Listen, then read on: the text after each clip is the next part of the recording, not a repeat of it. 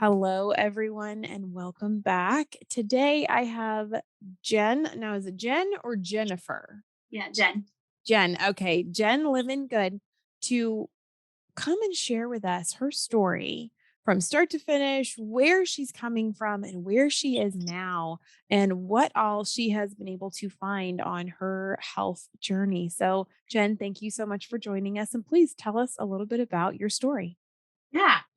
Okay. Well, let's get started right off the bat. I am in my 40s right now, and I have two kids.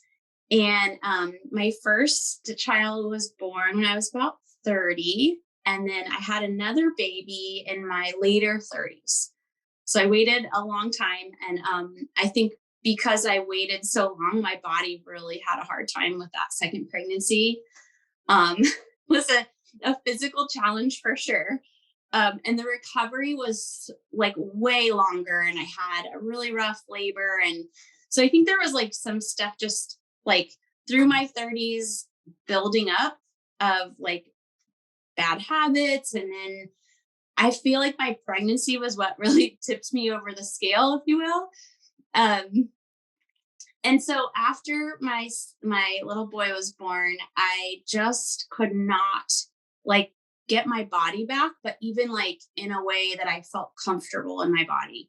I'm a generally like small person, but I got to that point where like no matter what I did, I always was carrying around this extra 10 or 15 or 20 pounds, and I was fluctuating. And I was one of those people that would be like, I've tried everything and it just doesn't work. It's just my body. Like I'm just stuck like this. And that is not even true. I had not tried. I'm a really active person. I'm a runner and I'm a dancer. I'm an aerialist. I use my body on a daily basis. And I just got to the point where I was like, I felt like a sack of potatoes all the time.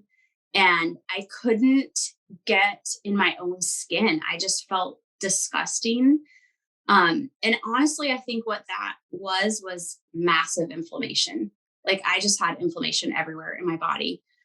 You could see it in my face. Like I can look at pictures and be like, and it's weird because I look at some people that are overweight and I'm like, why does their face still look so good? And I think they're probably dealing with inflammation in a different area, but you could really see it in me. And I just looked really like I looked unhealthy and I looked unhappy because my body was in such a state of like constant challenge of trying to detox all that out of me. And, I'm not over the top unhealthy. I didn't have any, like disordered eating or real binging or anything. But looking back, I had a complete carb addiction. Um, I craved like anything crunchy. I loved like the salt and crunch. And I think I would like trick myself because I knew better. I have a nutrition background. I knew better, but I'd be like, well, tortilla chips are not, they're like not that bad compared to Lay's potato chips or something. I had all these little tricks in my head of like, I can justify everything I'm eating. And then I'd be like, well, I went for a run. So one of the things that I would do after my run is I would go to Starbucks and I would get a chonga bagel with cream cheese and a grande soy iced chai. It was like my favorite thing. And now, I mean, yes, like in increments, maybe some of those are not so bad. And I'm like, I would literally go for a run and sweat my head off and then eat complete garbage, just put it in my body, which garbage meaning like mass amounts of sugar and carbohydrate that is just turning to sugar in my body. So I would say I wasn't like this really out of control eater. I just had no good parameters. And I really like for as much as I knew about food, I could come up with every justification to say I deserve something. And then I'd be like, how come I can't lose belly fat?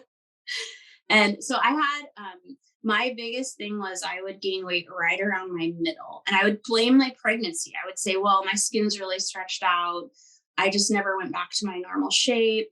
And side note, yeah, my skin is stretched out. Like I've had two babies. I don't have a perfect body. I don't have a perfect like 20 something body. Let's put it that way. But I had a lot of potential that I was just completely leaving by the wayside because I was like making excuses. I was frustrated, and I'm surrounded by dancers and aerialists that have rockin' bodies. And I'd be like, well, they haven't ever had kids. Like, blame all the different things, right?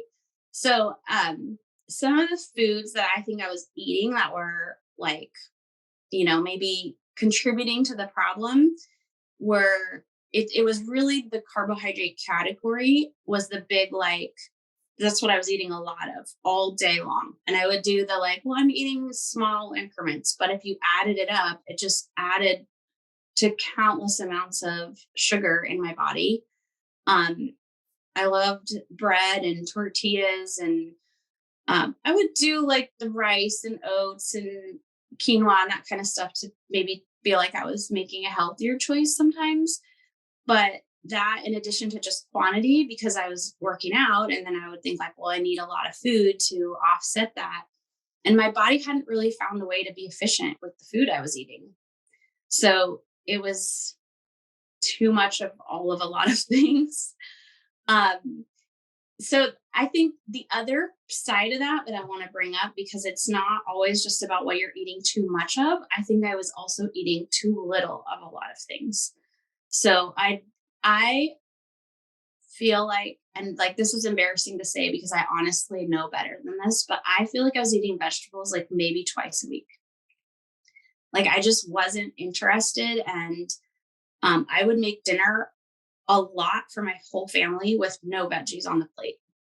And you get into this thing where you're like, okay, I'll just make a lasagna, and then maybe there's like there's tomato sauce in there, and it's easy. Like, and then you just have that one thing, or you have kids. I had little kids, so I'm making like the meal for them and the meal for me and my husband, which is also terrible because they need to eat the same things we need to eat just as bad. But you're making like a box of macaroni and cheese for them, right?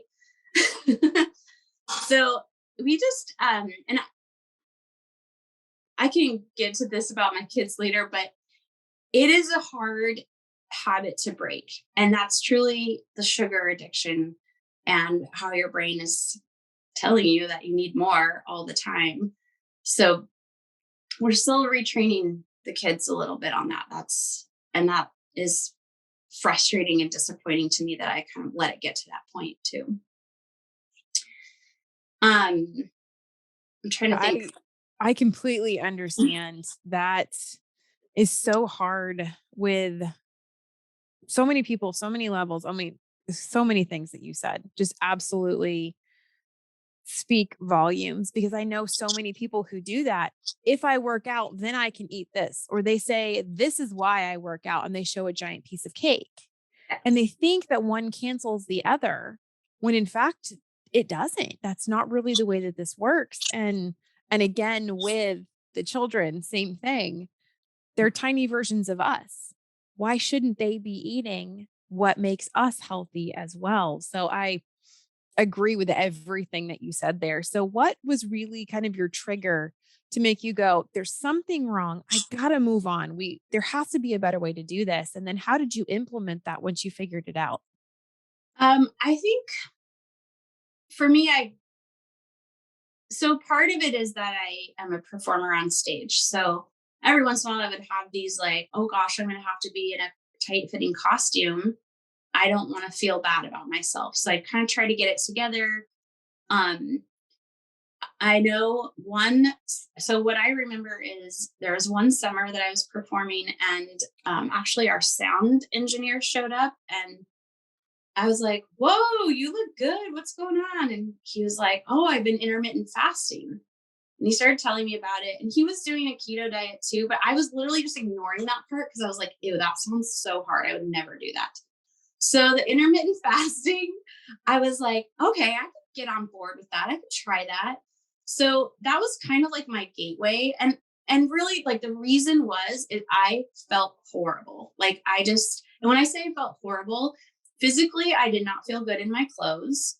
I I am a bloater. Like, I bloat so bad, and I would every night before bed, I would bloat and look like I was 6 months pregnant. Um, and I would just be disgusted with myself. Like, I would have never walked around my house in like my underwear. I always had to have a t-shirt on. I was embarrassed, like just even in front of my family. And I was like, there's got to be a better way, because my all of that was just contributing to my energy level too. And now you're raising kids, you're like, oh yeah, of course I'm tired. But I was like just dragging, and felt like I would kind of go in and out of being like, okay, I'm running more, so I'm feeling a little bit more invigorated. But I think I was just leaving so much there in terms of like the potential of feeling actually good. So what I did was I tried the intermittent fasting that same summer. And within like, I'd say 4 or 5 weeks, I started to notice a big difference. And I was super excited. And I was like, okay, I totally found the answer. And then what would happen with me, this is my cycling, is I would be like, okay, I'm doing good. Now I can eat pizza. Like, I would reward myself with food for being at the right weight or being a lesser weight. I never even had attained my goal for sure. Um, so I tried intermittent fasting for like a few months, did kind of good, and then it just would be like, okay, whatever, it's gonna get out of control and go back to how it was. Um, I did that 2 times, and it would work. I would lose like 6 or 7 pounds. So it was like clearly making a difference. And I remember I got one of my friends to do it with me, and she hated it. And she was like, I'm just doing macro counting. Like, that just works better for me. And I was like, you are crazy. I will die before I ever count anything that I'm eating. Like, I remember being like, there's just no way. I guess I'm just going to have to be chubby.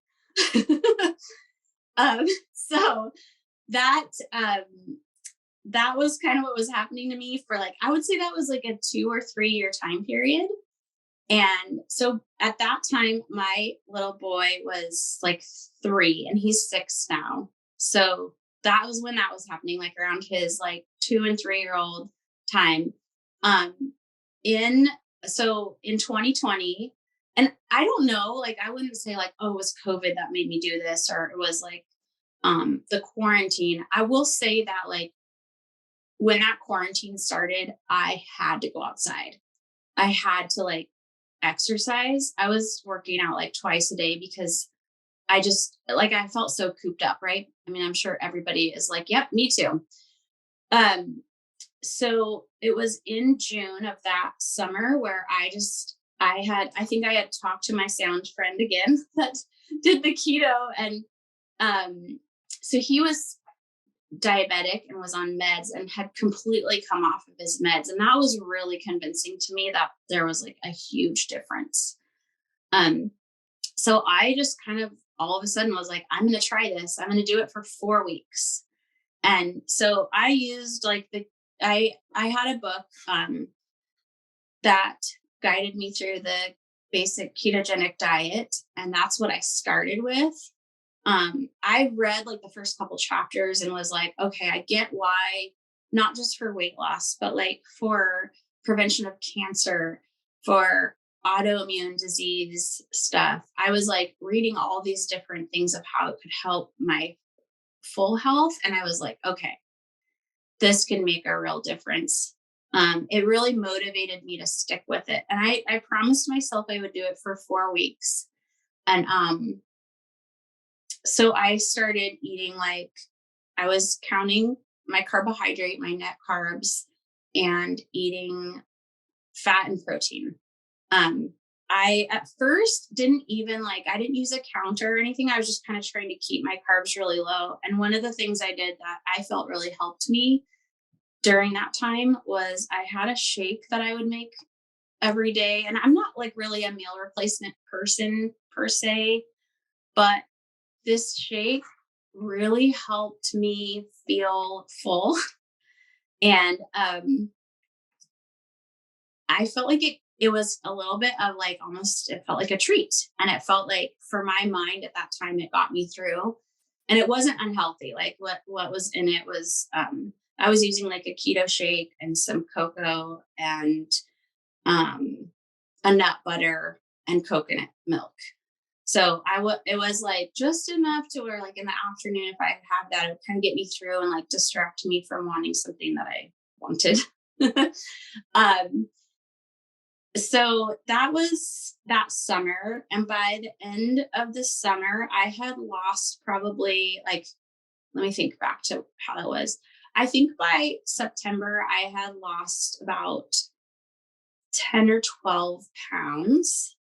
And once I got past the 4 weeks, backing up a little bit, I was like, okay, this is working. Like I had lost probably 4 or 5 pounds and was like, I want to do this for 6 months. So I set a new time frame for myself. And I was like, I think if I can do it for 6 months, then I can get my body to have a new set point and like stabilize myself. Um, I know there is like some science associated with that set point, and I don't know exactly what the current theory is on that. So that was just what was in my brain at the time. Um, so by the fall, I was like, I had lost probably 10 or 12 pounds. So I remember I had to go to a wedding and I was like, I felt really good. I had to wear a swimsuit at the beach. And I was like, to a point where I was like, okay, I'm feeling like a lot more positive about myself. Um, but when I first got started, it was hard. It was a huge change. And I think for me, one of the biggest things that made a difference was getting all that sugar out, like table sugar, but also the carbohydrate intake in general. My bloating went away pretty fast. Like I would say within a week. It was like so convincing to me where I was like, oh my gosh, I don't feel like garbage as far as like the bloating. It was a little hard as a runner at first to like, I felt heavy for a couple weeks. Like I felt like I was running with bricks on my feet a little just because my body was like confused. It didn't know where to get my energy. But once I got past those few weeks, it definitely I got more efficient and I could feel that efficiency in my body. And I'm not like a marathon runner or anything. I run 3 or 4 times a week, like 3 to 4 miles. But I did start to make a difference. And I could tell during that summer that I turned that corner of like my body learning how to use fats for energy rather than relying on the carbohydrates. And I had read about like the carb cycling and stuff like that. And I was kind of playing with that. Um, but fast forwarding to now, I'm at a place where like I kind of went through the time period of tracking everything and getting myself to the weight that I wanted to be at and being careful that I didn't totally over obsess about it. Because I think you can really go down that road and be like, okay, more and more and more, like, oh, I'm being successful. I can lose a lot more weight. You still want a good balance in your body to where you have energy and you can, like if you get sick, your body isn't going to go into a state of chaos. Like there's still a balance there. But I am now at a place where I would say I eat, um, I mean, the foods that I eat are meat, um, fats. I eat a lot of avocado. I use olive oil and coconut oil, MCT oil, eggs, lots of nuts and seeds, and a lot of greens and vegetables. I eat a little bit of fruit. For most of this time period, so I'm going on 2 years now, I've stuck to mostly berries. It's kind of like my treat. I always feel like it's like, oh, these are so sweet and delicious and amazing, more than I ever felt before. And you can kind of let that get crazy too. And I think probably at times I have. But I do eat berries. I'll sometimes eat like a quarter of an apple or a half a banana. I've added a little bit in. I got to a place where I felt like I almost needed a little bit more carbs than I was limited to. When I was really limiting, I was doing like 20 carbs a day, 25 maybe. And I honestly don't know what I do now, but it's probably closer in like the 50 to 70 range. But what I try not to focus so much on that, but more focus on getting really good food into my body and thinking of food as medicine. Like all the choices that we make. I love Dr. Hyman talks about this a lot. Dr. Mark Hyman, he talks about like every bite of food you put in your mouth is information for your body. And that kind of echoes in my brain when I want to eat that cake. It is information. It informs your body. And then it just puts this kind of like storm in place for trying to detox all that crud out of your body again. Um, so I mean, that's kind of where I'm at now. As a side note, too, one of the things I noticed through these 2 years is I don't know if it's a coincidence. I feel like it's not. I have like no alcohol tolerance anymore. I don't know if it's because I cut back so much. It's kind of disappointing because I really love wine, but uh, it's like my body just doesn't metabolize it very well anymore. And I imagine that's a good thing. Ultimately, I mean, you don't want to not be able to metabolize stuff, but at the same time, it really deters me from the alcohol intake, which is great because alcohol makes you want to eat crap. So, um, and as far as like physical, so I've lost a total of, I would say about 18 to 20 pounds, which for me, like I weigh in the low 120s now. So just for context, like that's kind of a lot of percentage of body weight that I was actually carrying. And I realized like that's not, I didn't have a huge way to go to start with, but my body really wanted to hang on to that for so long. And it took me getting really serious and committing to those boundaries that made a huge difference. And I know like, I think people look at me and they're like, okay, whatever, that you like already knew stuff about nutrition or you're a small person. Like it was so hard, but I had to go all in. And cool thing is after like 6 months of it, my husband and I were on a bike ride one day and I was like way out ahead of him and he was just like having a really hard time. And he caught up to me and he was like, I think I might need to try this eating thing that you're doing. So he actually started that day and he lost 25 pounds. Like, of course, like a man, he's like, I think I'm going to lose weight. Oh, I just lost weight.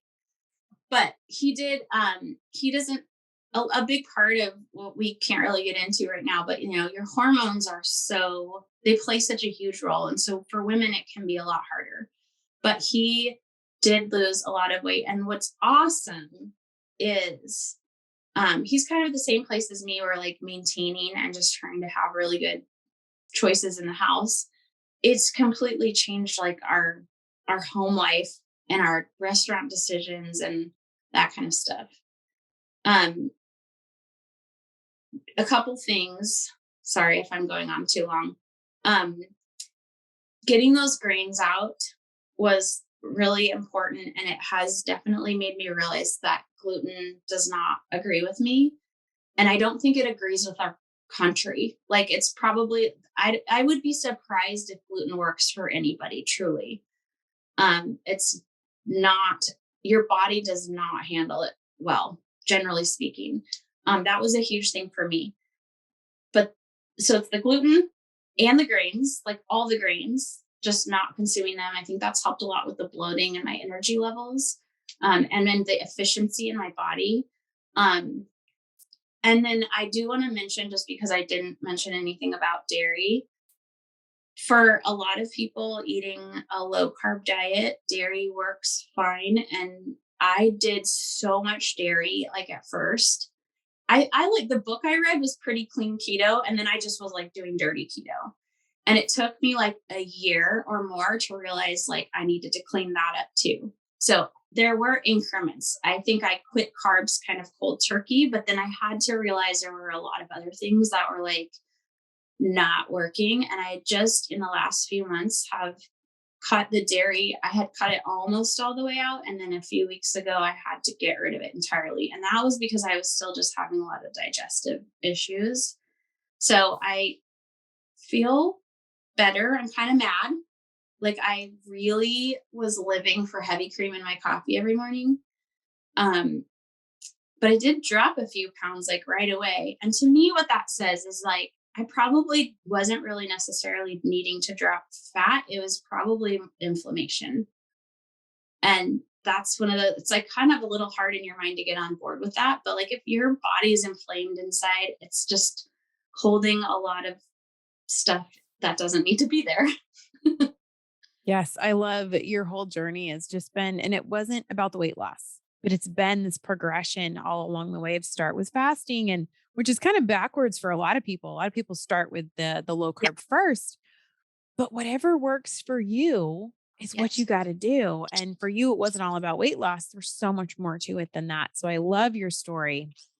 And thank you very much for sharing it with us.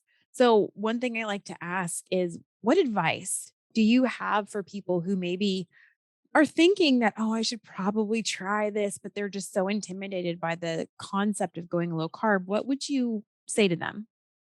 I would say, okay, this is what, and I've had a lot of friends and family kind of want to jump on board with this too. Um, I would say if you can talk yourself into doing it for 7 days, like you can do anything for 7 days. Come on. Like, think of the things people have done for 7 days or longer and survived. If you can go all in, then you will feel the difference. I think it's harder to step in slowly because then you step out slowly, but all of a sudden you're like, oh, crap, I wasn't doing that after all. Go all in, like find something, find some guidelines that give you like a 7 day or 10 day basic like detox to get all that stuff out and focus on the really high quality fats and proteins and greens. Okay. Because that is really the simplistic nature of all of this. And think of it in your mind as like, I'm going to eat real food only, that food can be the medicine to your body to like make a full turnaround and then set a new goal right after those 7 days.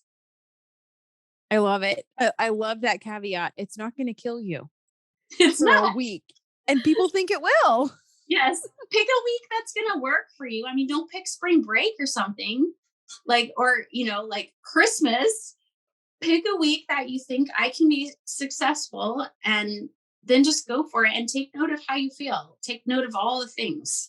You Yes. sleep better and you'll feel more energized and your brain fog will be gone. But pay attention to those things and then be like, okay, that is why I'm going to do this for longer. Yes, I love it. Well, thank you so much for coming Yes, on and sharing your experience and encouraging others to consider doing the same thing. of course. Thank you.